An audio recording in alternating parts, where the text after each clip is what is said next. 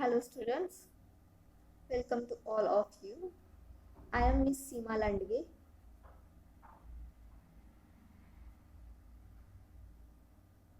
and today's lecture we are going to study cognitive learning theory. Okay, cognitive learning theory.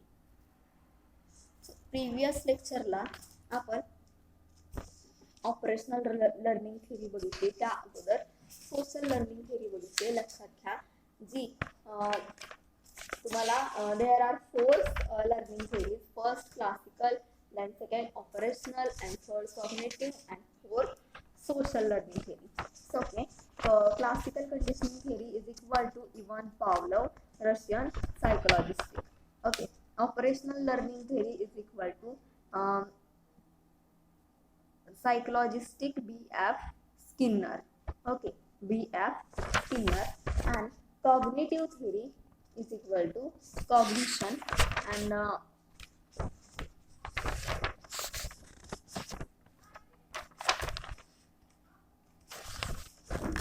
social learning theory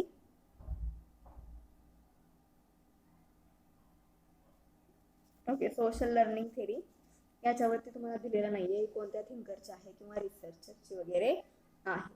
okay, so cognitive theory आपण बघत होतो. Cognitive थेरीच्या अगोदर आपण social learning theory बघितली आहे, त्याचबरोबर आपण ऑपरेशनल लर्निंग थेरी बघितली. या थेरी या तीन थेरी, दोन थेरी आपण अगोदर चेकआउट केलेल्या आहेत. आजच्या लेक्चरमध्ये आपल्याला कॉग्नेटिव्ह थेरी पाहायची आहे. पण कॉग्नेटिव्ह थेरी पाहायच्या अगोदर मी तुम्हाला एक गोष्ट सांगते की तुम्हाला 4 थेरीज लर्निंगच्या दिलेल्या आहेत. ओके, 4 थेरीज लर्निंगच्या आहेत आणि चारही थेरी 4 वेगवेगळ्या प्रकारच्या आहेत. ओके, चारही थेरीमध्ये काहीतरी वेगळा मुद्दा मांडण्याचं काम रिसर्चर्सनी केलेलं आहे.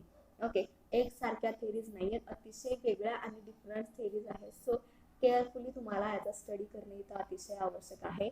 या अगोदर आपण सोशल लर्निंगची थेरी बघितली आहे, त्या अगोदर आपण ऑपरेशनल लर्निंगची थेरी बघितलेली आहे आणि आजच्या लेक्चरला आपण कॉग्नेटिव्ह लर्निंगची थेरी बघणार आहोत. त्या दोन्ही थेरींपेक्षा अतिशय वेगळी अशी थेरी असणार आहे ही, आणि वेगळी अशी थेरी ही आहे. ओके, सो फर्स्ट आपण बघूया थेरी पूर्ण रीड करूया. काय सांगितलंय कॉग्नेटिव्ह थेरीमध्ये? Cognition refer to an individuals thought, knowledge of interpretation, understanding or ideas about himself and his environment, and this is a process of learning through active and constructive thought. काय सांगितलंय? This is a process of learning through active and constructive thought process, such as a practice or using our memory.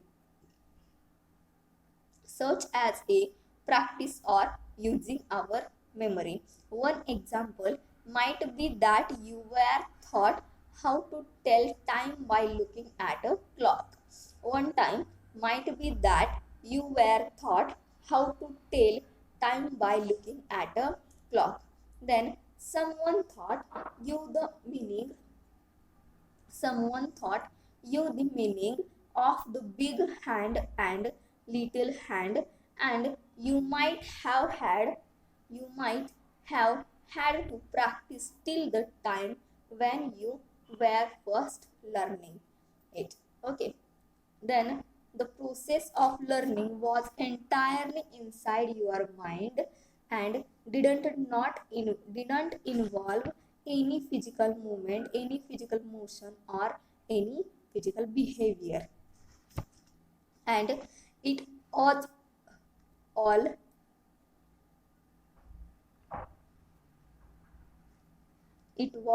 all cognitive, meaning an internal thought process. Listen carefully. And then the theory has been used to explain mental process as they are influenced by both intrinsic and extrinsic factors, which eventually bring about learning in an individual. Cognitive learning theory implies that the different process concerning learning can be explained by analyzing the mental process first. Then it imagine that with effective cognitive process, learning is either and new information can be stored in the memory for long time. For long time.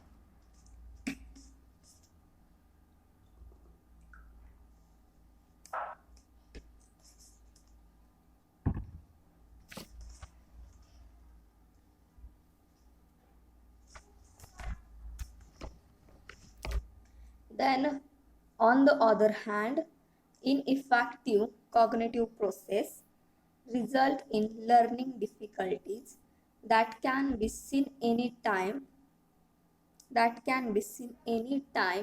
during the lifetime of an individual.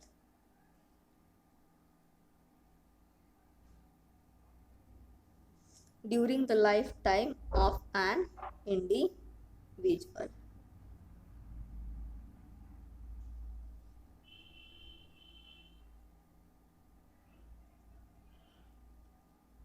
काय सांगितलंय cognitive थेअरीमध्ये? पहिलं तर लक्षात घ्या, ज्या 4 तुम्हाला लर्निंगच्या theory आहेत त्या 4ही थेअरी 4 वेगवेगळ्या प्रकारच्या आहेत. ओके, 4ही थेअरी 4 वेगवेगळ्या प्रकारच्या आहेत. एकसारख्या कॉमन थेअरीज तुम्हाला एक्सप्लेन केलेल्या नाहीत. प्रत्येक रिसर्चरनी प्रत्येकाने स्वतःचं मन तिथं मांडलंय आणि वेगळ्या पद्धतीनं मांडलंय, वेगळ्या स्वरूपामध्ये मांडलंय.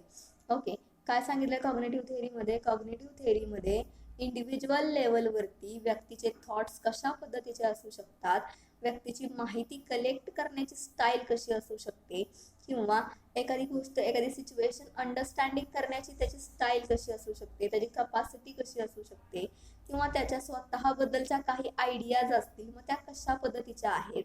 त्याचबरोबर त्याचं स्वतःचं एन्व्हायरमेंट कसं असणार आहे. ओके, त्या मग इंडिव्हिज्युअल असेल, ग्रुप असेल, इन द ग्रुपमध्ये असेल किंवा इन द ऑर्गनायझेशन मध्ये असेल.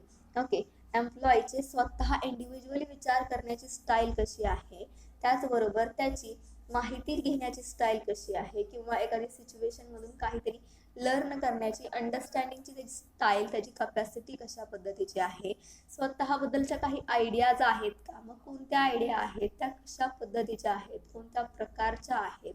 ओके, देन त्याचं स्वतःचं एन्व्हायरमेंट हे कसं आहे.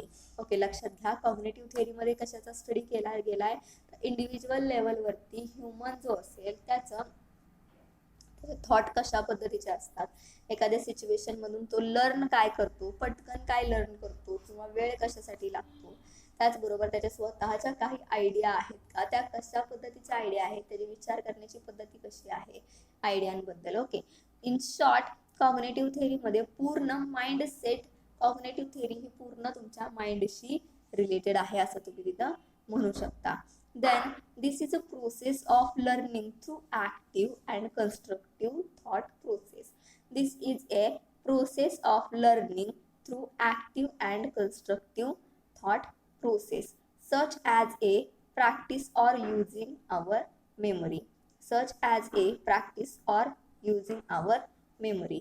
बघा, कॉग्निटिव्ह थेअरी ही एक अशा पद्धतीची प्रोसेस आहे की त्याच्यामध्ये थॉट्स असतात, ते पण ऍक्टिव्ह थॉट्स असतील, काही कन्स्ट्रक्टिव्ह थॉट्स असतील. ओके, आणि त्याचा प्रॅक्टिस करून किंवा त्याचा यूज हा जास्तीत जास्त आपल्या मेमरीसाठी केला जातो. बघा, कॉग्निटिव्ह थेअरीमध्ये तुम्हाला काय सांगितलं गेले, तर कॉग्निटिव्ह थेअरी एक अशी प्रोसेस आहे की त्याच्यामध्ये काही ऍक्टिव्ह थॉट्स असतात, काही कन्स्ट्रक्टिव्ह थॉट्स असतात. म्हणजे या 2 पद्धतीचे थॉट्स याच्यामध्ये वर्क करत असतात आणि ते आपल्या यूज केले जाते, आपली मेमरी तिथे यूज केली जात असते. लक्षात घ्या, एखादी सिच्युएशन आपण पाहिली आणि एखादी सिच्युएशन पाहून आपण त्यामधून काय लर्न करतो. बघा, एखादी सिच्युएशन आपण पाहिली, पटकन आपण काय म्हणतो त्या सिच्युएशन मधून काही डिसाईड करतो, काही आपलं मत जे असतं ते पटकन आपल्या डोक्यामध्ये क्लिक होतं. ओके, आपल्या मनामध्ये ते क्लिक होतं. देन काही गोष्टी असतात की त्या बाबतीत आपण आणखी फिक्स नसतो. ओके, म्हणजे ते मत आपलं आणखी फिक्स नसतं. जे काही आपलं फिक्स विचार असतील ओके, जे काही आपण पटकन लर्न करतो त्याला आपण ऍक्टिव्ह थॉट्स असं म्हणू. ओके, आणि देन जे की फिक्स झालेले नसतात, एखाद्याच्या विषयी ओपिनियन जर आपल्याला करायचं असेल, एखाद्याचा फीडबॅक जर आपल्याला द्यायचा असेल आणि जो जर फिक्स नसेल तर त्याला आपण काय म्हणू शकतो, आपले कॉग्नेटिव्ह थॉट्स आपण तिथं म्हणू शकतो. ओके, मग ऍक्टिव्ह थॉट्स असेल किंवा कॉग्नेटिव्ह थॉट्स असेल, याचा यूज हा जास्तीत जास्त कशाशी असतो, मेमरीशी असतो. मेमरी याचा जास्तीत जास्त यूज करत असते. ओके, देन तुम्हाला एक गुड एक्झाम्पल सांगितलंय, अतिशय गुड एक्झाम्पल आहे. काय सांगितलंय, one example might be that you were thought how to tell time by looking at a clock. काय सांगितलंय, one example might be that you might be that you were taught how to tell time by looking at a clock. काय सांगितलंय, एखादं watch आहे आणि एखाद्या वॉचमध्ये जर आपल्याला बघायचं असेल की किती वॉचमध्ये टाइम झालेला आहे किंवा सांगायचं असेल आपल्याला. ओके, सो यामध्ये कोणता थॉट येऊ शकतो, तर काही वेळेला विचार करत असताना आपण हा विचार करणार की वॉचमध्ये एक मोठा हात आहे, एक छोटा हात आहे. ओके, आणि देन पटकन आपण त्यामध्ये काय शिकलो ते पटकन आपण तिथं बोलणार. त्यासाठी आपली प्रॅक्टिस तिथं असणं अतिशय आवश्यक आहे. फर्स्ट टाइम आपण जे पाहिलं ते फर्स्ट टाइम बोलणं कॉग्निटिव्ह थेअरीमध्ये अतिशय महत्त्वाचं आहे. जसं म्हटलं जातं ना, first impression it is a last impression. Okay, first impression it is a last impression, असं तुम्ही इथं म्हणू शकता. बघा, लक्षात घ्या, कॉग्निटिव्ह थेअरीमध्ये काय सांगितलं गेले, cognition refers to an individual thought, knowledge of interpretation, understanding or ideas about himself and his environment. Cognitive theory मध्ये ह्युमन हा इंडिव्हिज्युअली ह्युमनचे थॉट कशा पद्धतीचे असू शकतात,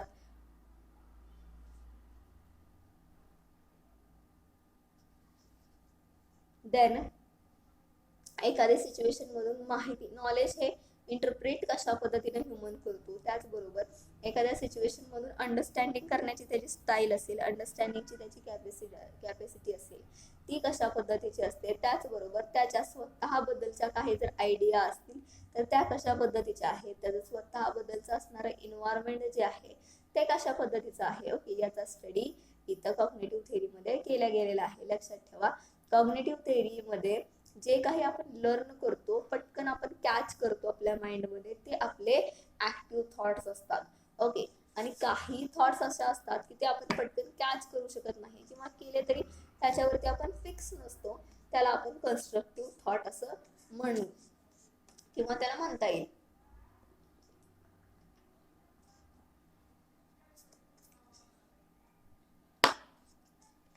त्याला कन्स्ट्रक्टिव्ह थॉट इथं म्हणता येईल. Okay, such as a practice using our memory, such as a practice our using memory.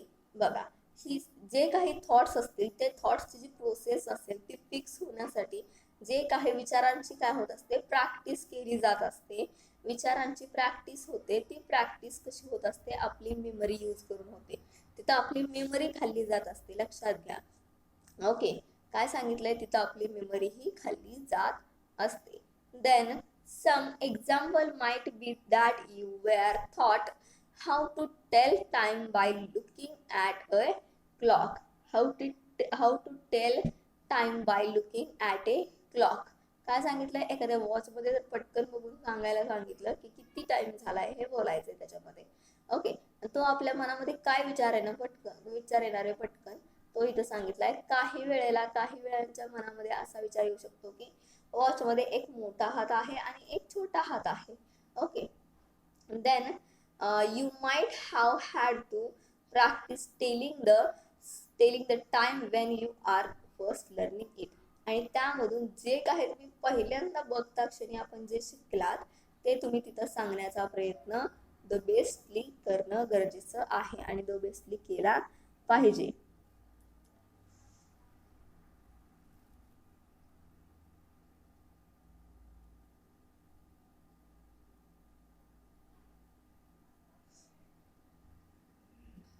Okay, समजताय.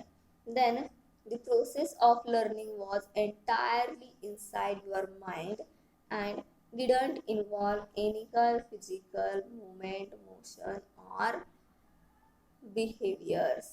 काय सांगितलंय बघा, जी काही प्रोसेस असणार आहे कशाची, तर लर्निंगची म्हणजे ज्या काही कॉग्निटिव्ह थेअरीमध्ये लर्न केलं जातं, ती लर्निंगची जी प्रोसेस असणार आहे ती एंटायरली इनसाइड युअर माइंड, ती पूर्ण आपले जे माइंड असणार आहे त्याच्या माइंडच्या इनसाइड ती प्रोसेस असणार आहे.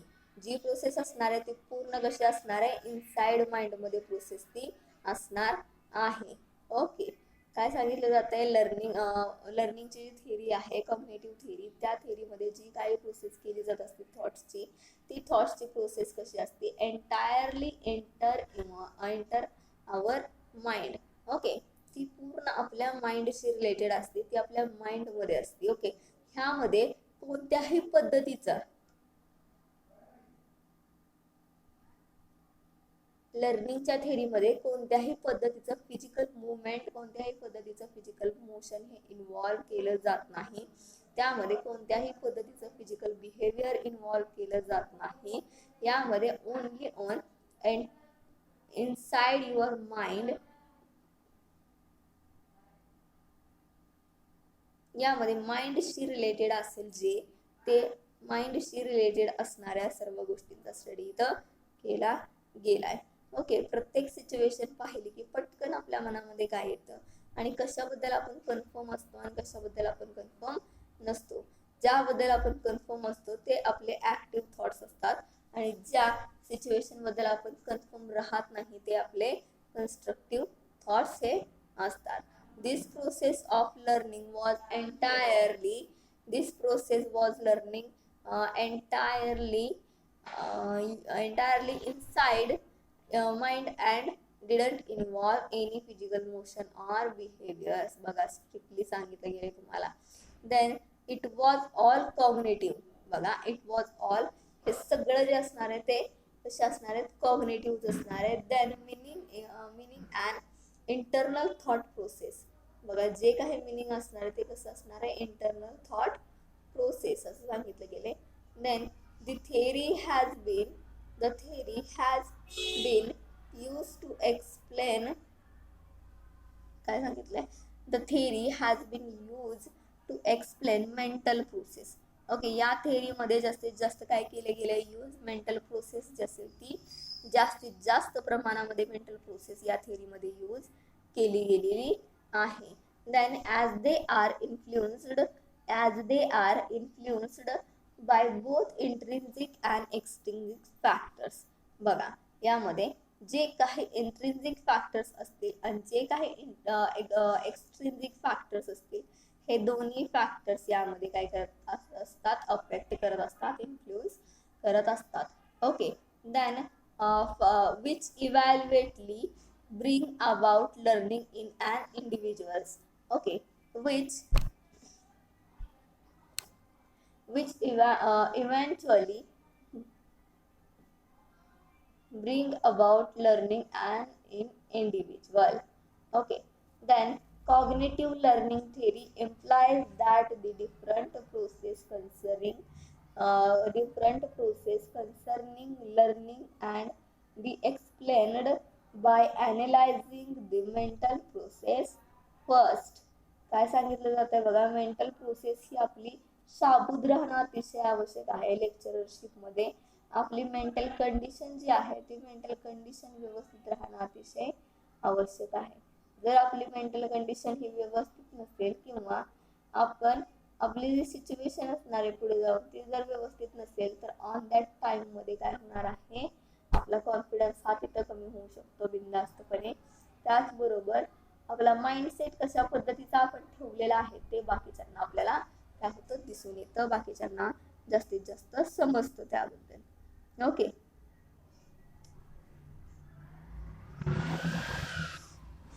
लक्षात घ्या की काय सांगितलं जातं यामध्ये, the process of learning was entirely inside your mind. Okay, जी काही लर्निंगची प्रोसेस असणार आहे कॉग्निटिव्ह थिअरीमध्ये ती पूर्ण एंटायरली माइंडशी रिलेटेड असते आपल्या. ओके, की आपण काय शिकलो, कोणत्या तासाला आपण काय केलं, कुठल्या तासाला आपण काय केलं, हे आपल्याला कुठे समजतं, कॉग्निटिव्ह थिअरीमध्ये. देन द थिअरी हॅज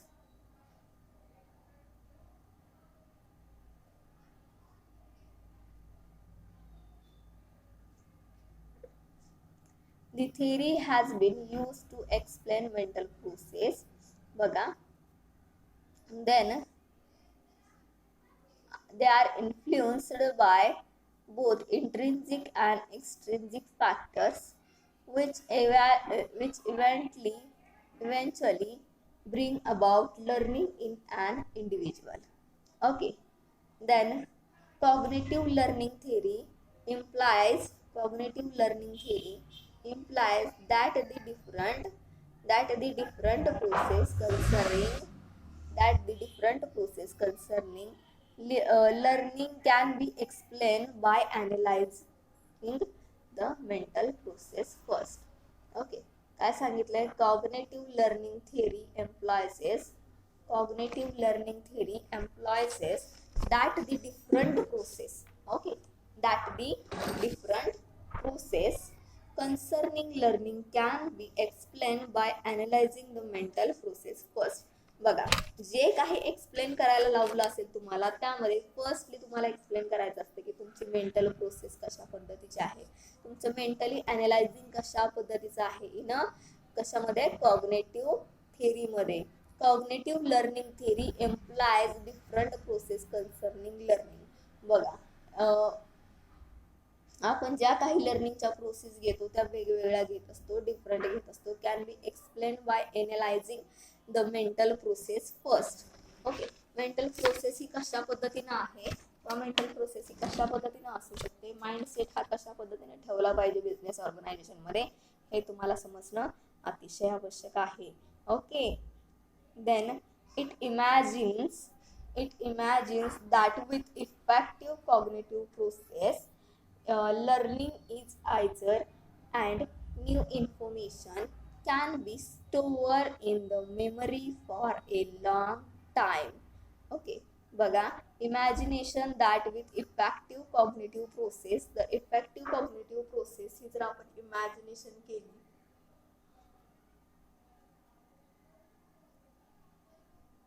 काय आहे ह्या थेअरीमध्ये, तर इंडिव्हिज्युअल लेवलवरती स्टडी केला गेलाय. कशाचा स्टडी केला गेलाय? सो थॉट्सचा स्टडी केला गेलाय. ओके, पहिलं तर लक्षात घ्या, ऑर्गनायझेशन बिहेवियरमध्ये ह्युमन अँड ऑर्गनायझेशन बिहेवियर यांच्यातील रिलेशन कसं आहे ते पाहिलं जातं. त्याचबरोबर ह्युमनचं बिहेवियर कशा पद्धतीचं आहे, मग त्याच्या ड्रेस कोडपासून पूर्ण त्याच्या बोलण्याच्या स्टाईलपर्यंत. ओके, त्याचं बोलण्याची स्टाईलपर्यंत त्याचं राहणीमान कशा पद्धतीचं आहे, त्याचबरोबर त्याचं बिहेवियर कशा पद्धतीचं आहे. ओके, ऑर्गनायझेशन बिहेवियरमध्ये जास्तीत जास्त मोस्टली फोकस केला जात असतो एम्प्लॉईचं जे बिहेवियर असेल त्याच्या बिहेवियरमध्ये. ओके, बिहेवियर चेंज कशा पद्धतीनं करता येईल, त्यांना राईट टाइम राईट प्लेसमध्ये मोटिवेट करून बिझनेसमनला काय करता येतं, त्यांचं जे काही त्यांचं हे आहे, काय म्हणता येईल त्यांना, त्यांचं जे बिहेवियर असेल ते तिथे चेंज करता येत असतं. देन काय सांगितलंय, cognitive learning theory employees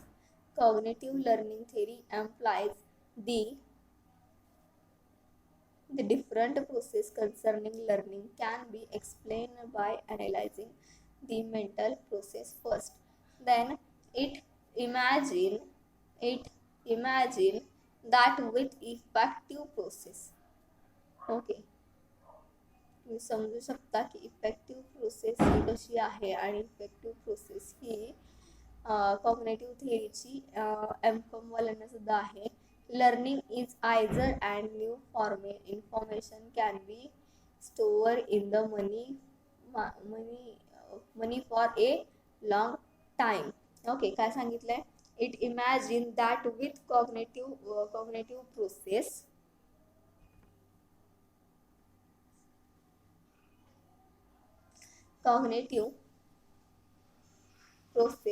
learning is either and new information can be stored in the memory for a long term study.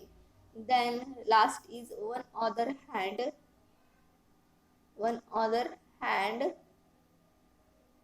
effective cognitive process result in a learning difficulties that can be social learning theory. Okay, काय सांगितलं गेलंय, In other hand, effective cognitive process result in a banking different result in a banking difficulties that can be seen any during the lifetime of an individual. So या पद्धतीने आपण लर्निंगची तिसरी ते चौथी theory तुमची जी असेल, तिसरी असेल माझ्या माहितीनुसार, आय थिंक तिसरी थेरी आहे कॉग्निटिव्हची थेरी, ही आपण इथं पाहिली आहे. लक्षात घ्या कॉग्निटिव्हची थेरी ही कशी आहे, तर कॉग्निटिव्हच्या थेरीमध्ये पूर्ण माइंडसेट हा रिलेटेड आहे. माइंडसेटचा विचार तिथे केला आहे. तिथं काय तुमच्या एम्प्लॉयींचं बिहेवियर कशा पद्धतीचं असणार आहे त्याचा स्टडी तिथं केलेला नाहीये, किंवा बिहेवियर कसं असणार आहे, त्याचबरोबर त्याचं मुवमेंट इंडिव्हिज्युअली त्याची मुवमेंट कशी असणार आहे, त्या व्यक्तीची त्याची हालचाल कशा पद्धतीने असणार आहे याचाही स्टडी तिथं करणं अतिशय आवश्यक होता आणि अतिशय आवश्यक आहे. On the other hand, ineffective cognitive process result in learning difficulties that can be seen any time during the lifetime of an individuals. Okay चालतंय, इंडिव्हिज्युअल्स तर इंडिव्हिज्युअल्स.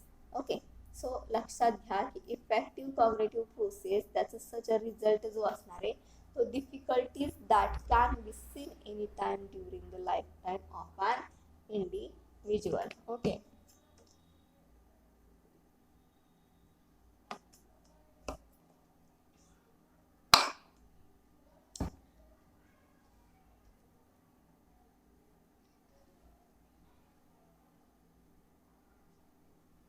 लक्षात घ्यायचं की नक्की कॉग्निटिव्ह थेरीमध्ये काय सांगितलंय. तुम्हाला अगोदरच बोलले मी 4 थेरी आहेत तुम्हाला लर्निंगच्या आणि चारही थेरी 4 तऱ्हेच्या आहेत. म्हणजेच चारही थेरी कशा आहेत, टोटली वेगवेगळ्या चारही थेरी तुम्हाला इथं सांगितल्या गेल्या आहेत. ओके लक्षात घ्या. बाकीच्या थेरी जरी human behaviour, human motive, human movement, त्यानंतर ह्युमन मोशन यांच्याशी रिलेटेड आहेत, आणि ही जी थेरी असणार आहे ती व्यक्तीच्या माइंडसेटशी रिलेटेड आहे. माइंडसेट हा कशा पद्धतीने असला पाहिजे याच्याशी रिलेटेड ही थेरी सांगितली आहे आणि आहे. ओके कॉग्निशननी इंडिव्हिज्युअल लेवलवरती थॉट्स कसे असू शकतात पीपल्सचे, त्यानंतर नॉलेज ऑफ इंटरप्रिटेशन हे कशा पद्धतीने असू शकतं त्याचं, त्यानंतर अंडरस्टँडिंगची त्यांची स्टाईल कशी असेल, अंडरस्टँडिंगची त्यांची कपॅसिटी कशी असेल, किंवा स्वतःबद्दलच्या त्यांच्या ज्या आयडिया आहेत त्या आयडिया कशा पद्धतीच्या असतात आणि स्वतः पद्धतीने त्यांच्या आयडिया कशा आहेत ते, त्याबरोबर त्यांचं जे इन्व्हायरमेंट असणार आहे ते इन्व्हायरमेंट कशा पद्धतीचं असणार आहे याचा स्टडी कॉग्निशननी कॉग्निटिव्हच्या थेरीमध्ये केलेला आहे. लक्षात घ्या लर्निंगच्या 4 थेरी तुम्हाला सांगितल्यात. पहिली थेरी जी आहे ती आय थिंक मला वाटते आपली झाली operational learning theory. Then second theory आपण घेतली ती म्हणजे social learning theory, and third theory आपण जी घेतली ती म्हणजे operational conditioning theory, and fourth theory is equal to cognitive theory. तरी आपण रिव्ह्यू घेणार आहोत क्लासिकल कंडिशनिंग थेरीचा. ओके देन आपण नेक्स्ट एक लास्टचं लेक्चर जे असेल त्यामध्ये 4 थेरीचा रिव्ह्यू घेऊयात जो की व्यवस्थित तुम्हाला समजेल. ओके तरी तुम्ही डिटेल्समध्ये सांगत बसणार नाही कारण ऑलरेडी आपलं डिटेल्समध्ये सांगून झालेलं असतं इथं लेक्चरला. त्यासाठी तुम्ही कंपल्सरी लेक्चर बघणं, लेक्चरमध्ये काय झालंय काय नाही झालं, काय घेतलं गेलं काय नाही घेतलं गेलं, ओके त्यानंतर काय कशा पद्धतीने पॉईंट्स वगैरे चेकआउट केले जे की तुम्हाला समजतंय आणि तुम्हाला ते दुसऱ्याला समजवायला आलं पाहिजे इथं. ओके देन काय सांगितलं गेलंय, this is a process of learning thought active and constructive thoughts. बघा जी काही लर्निंगची प्रोसेस असणार आहे, लर्निंगची प्रोसेसमध्ये कशामधून कॉग्निटिव्ह थेरीमधून जे काही लर्न करायला आपल्याला मिळतं ती त्याची प्रोसेस असणार आहे. बघा कॉग्निटिव्ह थेरीजमध्ये जे काही तुम्हाला लर्न करत असतो आपण, जे काही डन आपला असतो ते आपण ऍक्टिव्ह, त्याला आपण ऍक्टिव्ह काय म्हणू शकतो, ऍक्टिव्ह त्याला थॉट्स आपण म्हणू शकतो. परंतु जे काही थॉट्स जे असतात जे की थोडे लेट येतात त्याला आपण कन्स्ट्रक्टिव्ह थॉट्स असं म्हणू शकतो. ओके देन तुम्हाला काय सांगितलंय, the process of learning was entirely inside of your mind. बघा जी काही प्रोसेस तुमची असणार आहे ती तुमची एंटायरली प्रोसेस जी असेल ती कशी असणार आहे, माइंडशी रिलेटेड, इन अ माइंड असणं अतिशय आवश्यक आहे. Okay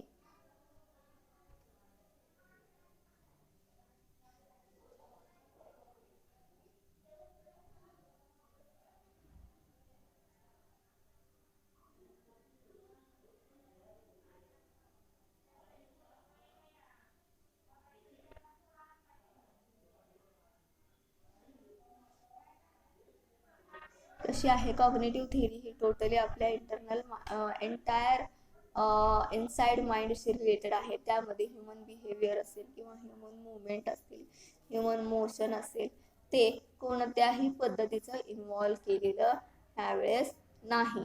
which eventually bring about learning it is an individual. Learning it is an individual. Okay, then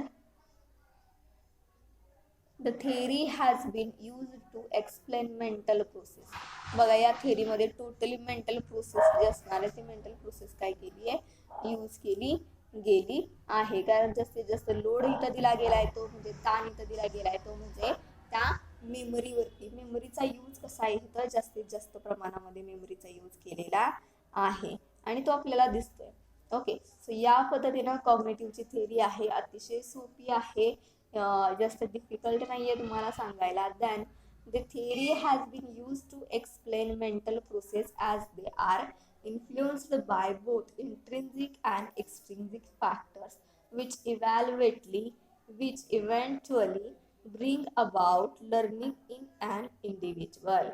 Okay, then cognitive learning theory implies that the different process cognitive learning theory implies that the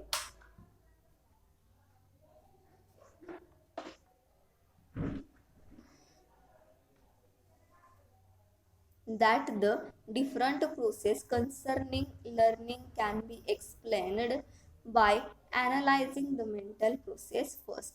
बघा जी काही mental process असणार आहे ती firstly ॲनालायझिंग करणं अतिशय आवश्यक आहे आणि ते सांगितलं गेले. Okay, then imagine that effective cognitive process. बघा इमॅजिन करा जी काही तुमची थॉट्सची प्रोसेस असणार आहे, कॉग्निटिव्ह थॉट्सची जी प्रोसेस असणार आहे ती पहिली लक्षात घ्या. तुम्हाला काय सांगितले, दोन टाईपचे थॉट तुम्हाला असू शकतात, एक तर ऍक्टिव्ह थॉट्स आणि दुसरा कन्स्ट्रक्टिव्ह थॉट.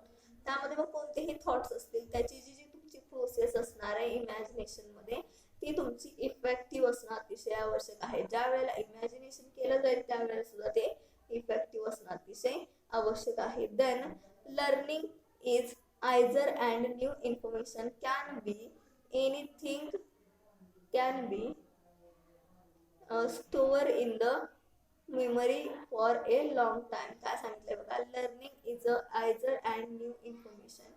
काय लर्निंग थ्रू आपण काय करतो, इझी आणि नवीन इन्फॉर्मेशन कुठली तरी काय करत असतो आपल्या माइंडसेट मध्ये सेव्ह करत असतो, कलेक्ट करत असतो. Then store in the memory of the long time. बघा एखाद्या गोष्टीची मेमरी जर आपल्याला लॉंग टाइम मध्ये जर सेव्ह करायची असेल तर आपण काय करतो, त्या गोष्टीचा फोटो क्लिक करत असतो. ओके, त्याचा काय करतो आपण, फोटो क्लिक करत असतो.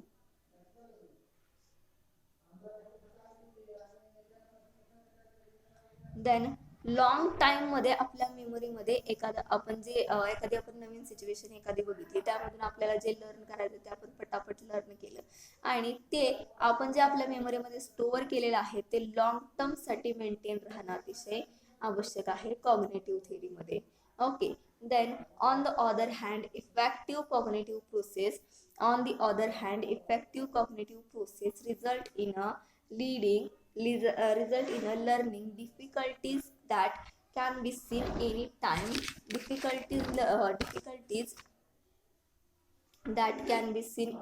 time during the lifetime of an individuals. बघा जे काही तुमची लाईफ टाइम असणार आहे इंडिव्हिज्युअलची त्यामध्ये एनी टाइमला जे काही तुम्ही लर्न केलेलं आहे त्याच्या डिफिकल्टीज ज्या असतात त्या तुम्हाला तिथं सांगता येणार आहेत किंवा तुम्हाला तिथे त्या समजणार आहेत. Okay, then effective cognitive process result in a learning difficulties. बघा इफेक्टिव्ह कॉग्निटिव्ह प्रोसेस मध्ये ज्या काही लर्निंगच्या डिफिकल्टीज आहेत त्या कशा होतात, इन्क्रीज होत असतात.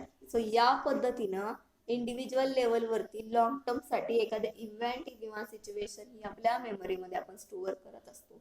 ओके, या पद्धतीनं काय सांगितलंय, कॉग्निटिव्हची थिअरी ही एक्सप्लेन केली आहे कॉग्निशननी. ओके, कॉग्निटिव्हची थिअरी जी आहे ती एक्सप्लेन केली गेलेली आहे आणि कॉग्निटिव्हच्या थिअरीमध्ये काय सांगितलं गेले ते तुम्हाला मी एक्सप्लेन केलेलं आहे. ओके, देन आपण काय काय बघितलंय, आपण माझ्या माहितीनुसार आपण कॉग्निटिव्हची थिअरी आज पाहिली, त्याचबरोबर सोशल लर्निंगची पाहिली, त्यानंतर सोशल लर्निंग आहे, कॉग्नेटिव्ह थेरी आहे, क्लासिकल कंडिशनिंग आहे, त्याचबरोबर ऑपरेशनल कंडिशनिंग थेरी सुद्धा आपण काय केली आहे, स्टडी केलेली आहे. ओके, सो अशा पद्धतीने चार आहेत थेरीज ज्या आपण वेगवेगळ्या बघितल्या. 3 तर आतापर्यंत आपण बघितल्या. ओके, एक राहिली आहे, ती आपण उद्याच्या नेक्स्ट लेक्चरला नक्कीच डेफिनेटली बघणार आहोत. ओके, फर्स्ट तर लक्षात घ्या की लर्निंग मध्ये आपण जे काही लर्न करतो ते अतिशय महत्वाचं आहे. लर्न करताना कुठली गोष्ट आपण पटकन लर्न करतो, कुठली गोष्ट आपण पटकन लर्न करत नाही, ते एवढंच महत्वाचं आहे. लर्न केलेलं जर पॉझिटिव्ह असेल तर लर्न जे केलं जाते आपल्याकडून ते जर आपण पॉझिटिव्ह लर्न करत असू तर ते आपल्यामध्ये डेव्हलप होणं अतिशय आवश्यक आहे. ते जर डेव्हलप करायचं असेल तर त्या ठिकाणी बघा, जर ते डेव्हलप करायचं असेल तर त्या ठिकाणी अगेन अँड अगेन त्या गोष्टीची प्रॅक्टिस त्या व्यक्तीला असणं आवश्यक आहे.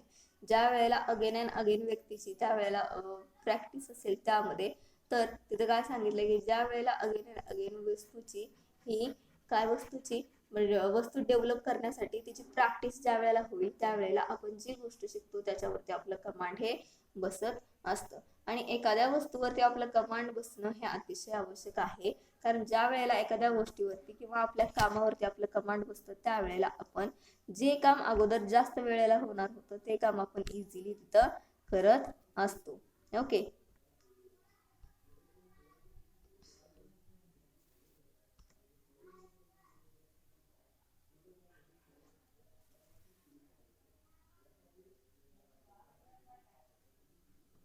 फक्त एवढंच लक्षात घ्या की कॉग्नेटिव्ह थेरी ही किती डिफरंट आहे. कॉग्नेटिव्ह थेरीमध्ये टोटली ही माइंडशी रिलेटेड आहे थेरी. ओके, त्यामध्ये कुठल्याही पद्धतीनं पब्लिक मुवमेंट्स असतील, त्यांचे मोशन्स असतील ते ऍड केलेले नाही.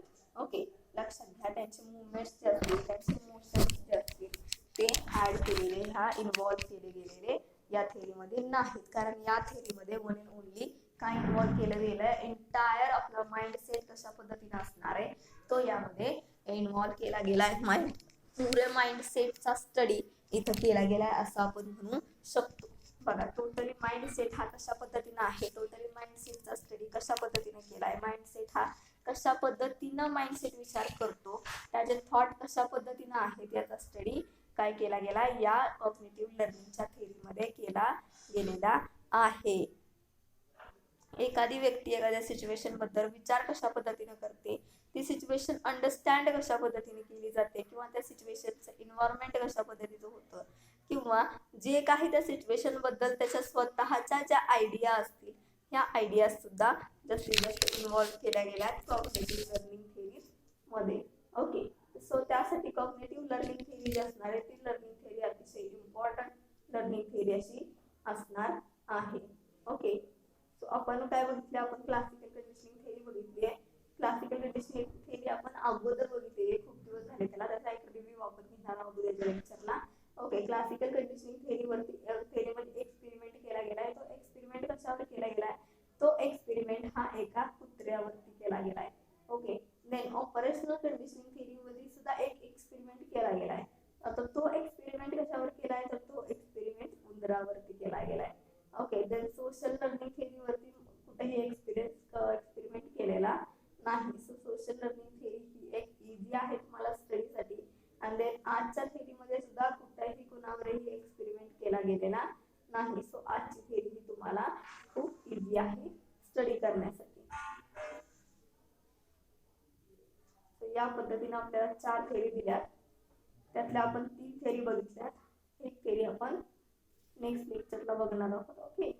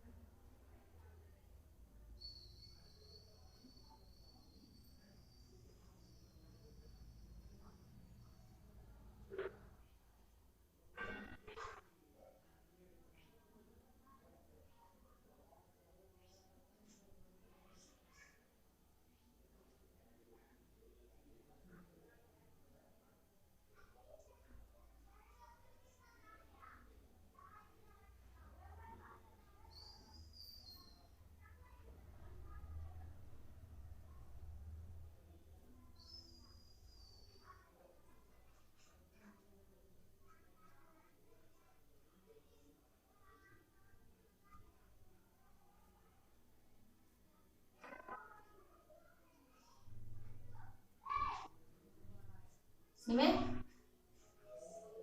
सिमे चल जेवाय नीट आहे उठ